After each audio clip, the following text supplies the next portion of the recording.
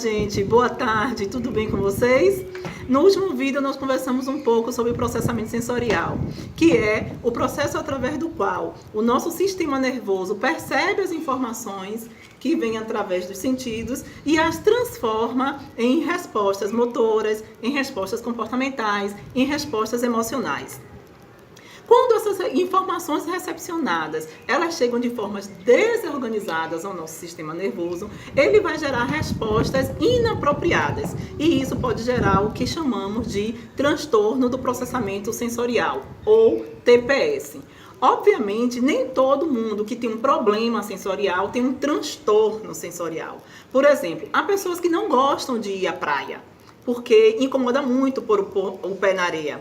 Tem gente que não gosta da etiqueta das roupas, né? Rasga as etiquetas, por quê? Porque gera um incômodo. Então, são exemplos de pessoas que têm um transtorno, que têm um problema, mas que não têm um transtorno. Para haver o transtorno, é necessário que essa resposta inadaptativa, essa resposta desadequada, impeça a pessoa de fazer as suas atividades da vida diária. Enquanto isso não acontece, então eu tenho um problema sensorial, mas eu não tenho um transtorno sensorial, ok? Quando nós falamos semana passada, no último vídeo, sobre o processamento, nós falamos de algumas etapas que compõem isso. Falamos do registro, da modulação, da discriminação. Existem outras coisas envolvidas também, né? Como a integração e o planejamento motor. Qualquer falha em uma dessas etapas podem gerar características significativas que vão variar também de intensidade e que pode estar impactando no desenvolvimento normal dessa pessoa. O transtorno do processamento sensorial vai ser dividido em 3 padrões principais.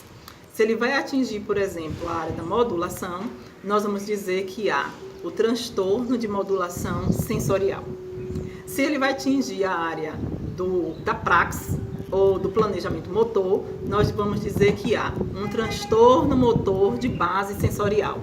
E se ele atua na área da discriminação, nós vamos dizer que há um transtorno de discriminação sensorial.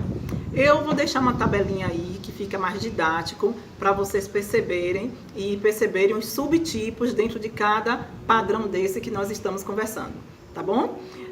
O primeiro padrão, que é o padrão de modulação sensorial. Como nós conversamos semana passada, a modulação, ela fala da intensidade, mas ela também é o nosso centro de regulação. O que é isso? Então, gente, a modulação, ela atua como um sistema de autorregulação do nosso sistema nervoso. As sensações, elas promovem com que receptores sensoriais ativem um processo chamado de excitação, que nada mais é do que o sistema de alerta. O nosso cérebro, então, diante das informações que chegam por esses receptores, ele vai selecionar aquilo que é relevante e aquilo que não é relevante. O que não for relevante para o momento, ele vai filtrar e vai acionar um processo chamado de processo de inibição. Então, para eu fazer essa atividade que eu estou fazendo agora, tem alguns sentidos que estão sendo aguçados simultaneamente, né? Tem um cachorrinho latindo, tem uma pessoa falando, tem um vento passando, tem a luz, tem uma série de coisas. Mas essas informações, elas não são prioritárias para o que eu estou fazendo. Então o cérebro vai inibir essas outras ações e me deixa somente com aquilo que é necessário para o momento.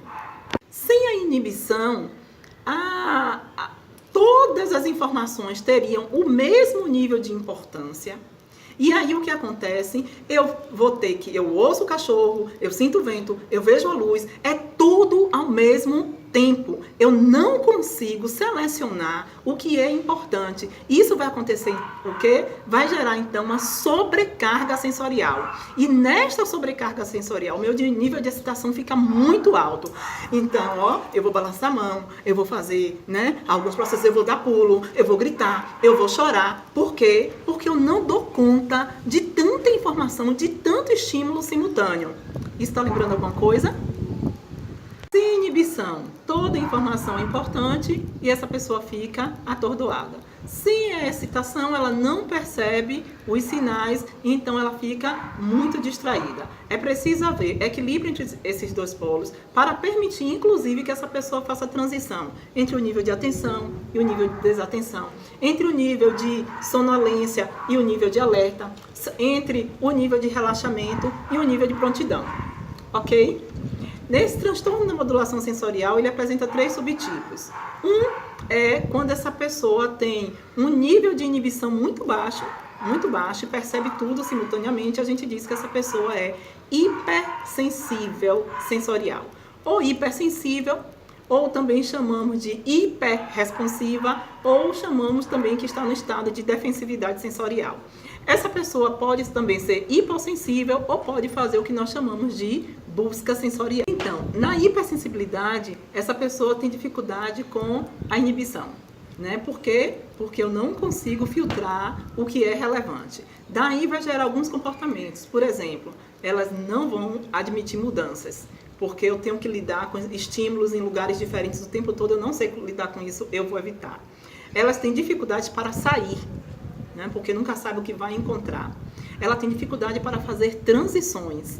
Então, está na sala de aula, sai para o recreio, depois do recreio, voltar para a sala de aula, são momentos difíceis, muito difíceis para essa criança. Se insiste, essa criança pode apresentar comportamentos de fuga, de ansiedade, de agressividade, né? São comportamentos que terminam cometendo essas crianças, essas pessoas, porque eu não sei lidar com essa quantidade de estímulos e eu tento fazer de tudo para me regular. Se eu vou para um novo ambiente, eu não sei o que vai acontecer, eu não vou não.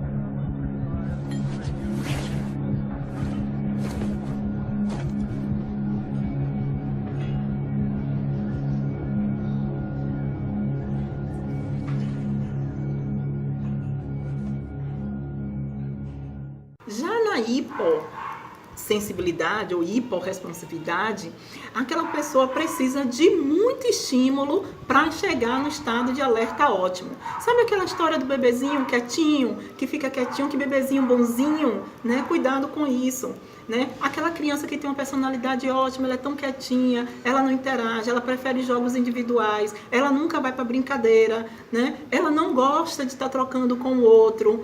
Pode estar apresentando aí uma disfunção de modulação sensorial, né, com uma baixa excitação. A grande problemática das pessoas que são hipossensíveis é a altíssima resistência à dor. Isso é preocupante. Pode pegar uma panela quente e não sentir. Pode bater a cabeça de maneira muito grave, formar traumas severos e não sentir. Então chama tanta atenção quanto o hipersensível. Na busca sensorial, a habituação ocorre rapidamente.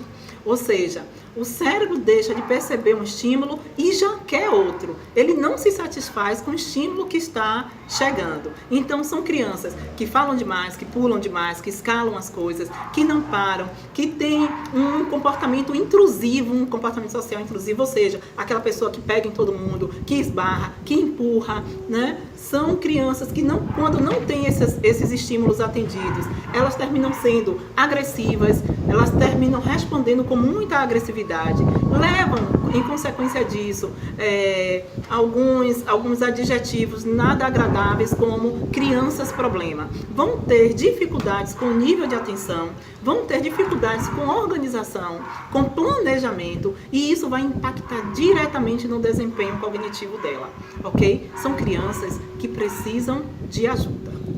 Enfim, gente, o transtorno do processamento sensorial, em especial da modulação sensorial, é sério, né? Impacta muito a vida dessas pessoas. As nossas crianças que estão dentro do espectro, muitas delas têm estas características, e assim a gente consegue explicar alguns comportamentos. É preciso sim, é preciso ter um olhar acolhedor, né? É preciso que a gente olhe para essas crianças e perceba que estão precisando de ajuda, que não é dengo, que não é manha, que não é mania, não é porque é filho único, não é porque a mãe super protege, é um processo disfuncional, precisa de acolhimento, precisa de ajuda, precisa de intervenção, precisa de orientação, ok? No próximo vídeo nós vamos conversar sobre o transtorno motor, né, de base sensorial, e vamos conversar também sobre um pouquinho da discriminação sensorial, ok? Um beijo para vocês e até a próxima.